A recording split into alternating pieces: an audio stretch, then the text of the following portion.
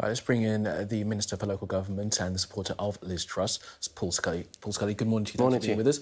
Pick up on what you heard from your colleague there, Mark Harper. Yeah, I don't think those sort of language of, electoral suicide and all these kind of things is helpful in any way. I mean, it's important that we remain really positive on what we are doing, each team are doing.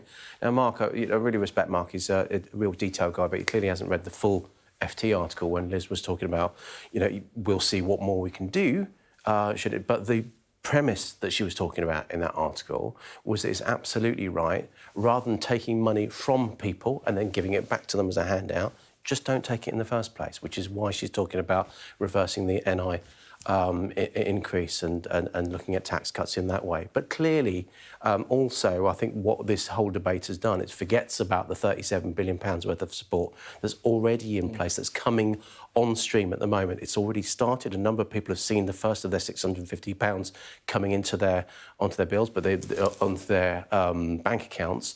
But they will also get support directly from their bills come September. And so that's what we're going to be reviewing in an emergency budget by the end of September. I mean, we know that £37 billion is probably going to be inadequate to cover the cost that we're facing, but we'll come on to that in a moment. So you think that Mark Harper has perhaps misinterpreted, overinterpreted? Because that's been the accusation, isn't it, that Liz Truss has made these policy announcements and then the journalists have misinterpreted, overinterpreted them. So Mark Harper's doing the same thing. Well, got it wrong. I think if you look at the FT article, she was really clear. She was just talking about the fact that the Conservative way of supporting people is not to take the money in the first place. But she did also go on to say, as I say, it's all there in the FT article, that she would look at what needs to be done, and that's so why is Mark? Well, I don't know. I mean, the problem is when you are running campaigns through social media, you tend to look at headlines, and it's always. You just said he was a details man. He is. That's what I'm saying. I think, on this occasion, I think we've gone a little bit OTT in terms of the approach in this. I'd rather both camps just concentrate on what they are doing, and yes, scrutinise the others, that's fine, but we've got to keep within the tramlines of remembering that we are one party, albeit a broad church. There are political differences at the moment, and this is philosophical differences. Do we have more of the same, or do we have a bold, ambitious policy to grow our economy, support people now in the immediate future? Don't forget, Liz was the first person to talk about cutting the green levies on their energy bills to help people in the more immediate time. Pausing those green levies because we will still want to transition. I just said pausing, so I was going to pick you up on that. Absolutely, we still want to transition to net zero clearly, but we don't want to do it on the back of the most vulnerable who are seeing their energy bills go through the roof, as you rightly say. Yeah, I mean, look, a lot of people watching this and seeing this fighting, this blue-on-blue fighting, will be really concerned. And it speaks a little bit what Mark Harper was saying earlier, the fact that you guys can't even sit around the table to try and work out how to deal with this crisis that the country is facing.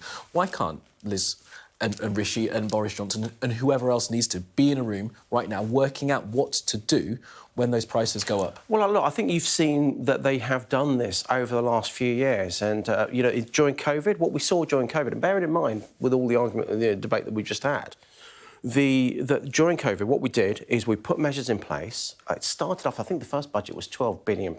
We ended up putting £408 billion out to support the economy. And it was all based on what was happening at the time. It was responding and reacting and flexing at the given time, not just in advance. Though. This is the thing, because we know it's going to go up 650, maybe more. Yeah.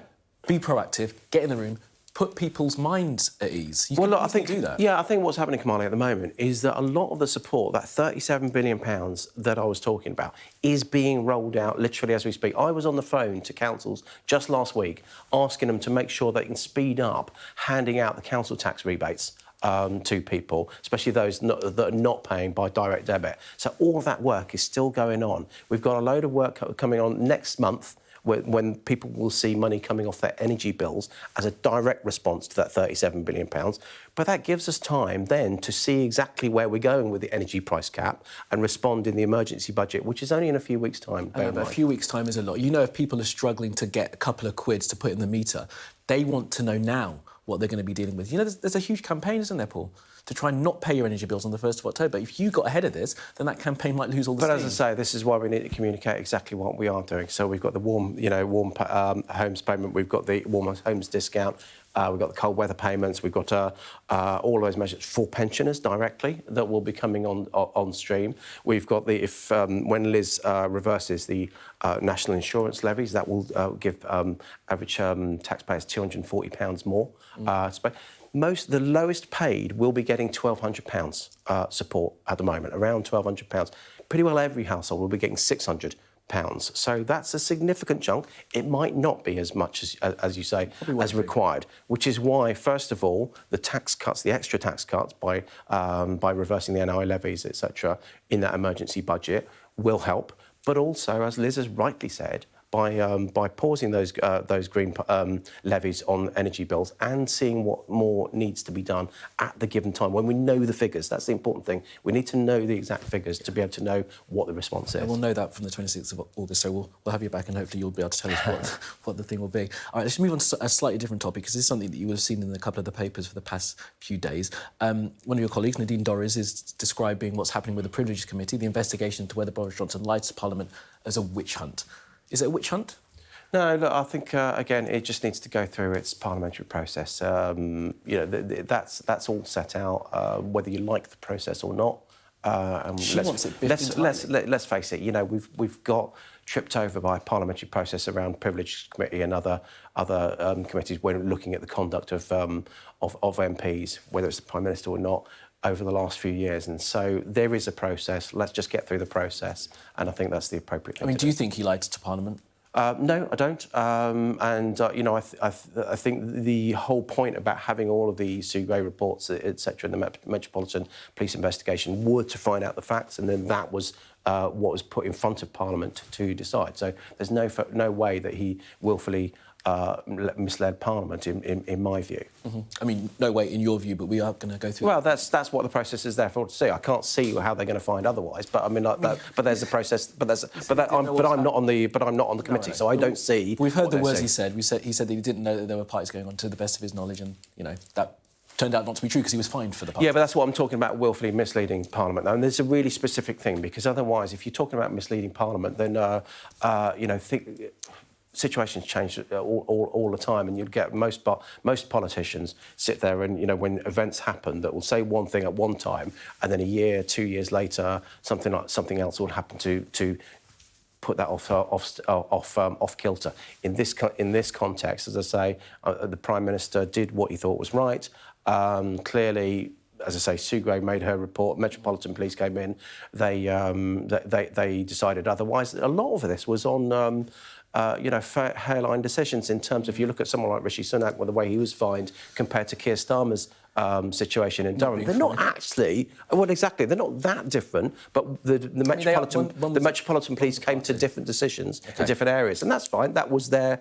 That's exactly what they were charged to do, the Metropolitan. And we'll see what the Privileges Committee come back with. You made your point very clear. Just finally, then, you will have heard Sir Ed Davey this morning talking about water company bosses having their bonuses stopped until they deal with the leaks that the water companies are apparently not dealing with properly. Are you in support of that idea? What I'm in support of is, I'm not going to make a thing about their bonuses. That's for their companies to sort out. But it's not. But it's not a good look. It's not a good look for water company bosses to be taking big bonuses if they are not investing sufficiently in the infrastructure. It's not right that ordinary customers are doing their bit for environment. We were just talking a little bit about green levies and the climate change. If they're doing everything they can to conserve water, to conserve energy, to do their bit for climate change, the water companies need to invest a lot more in water mains and leakages across the country. Paul Scully, good to talk to you this morning. Thanks for being with us. Thank you.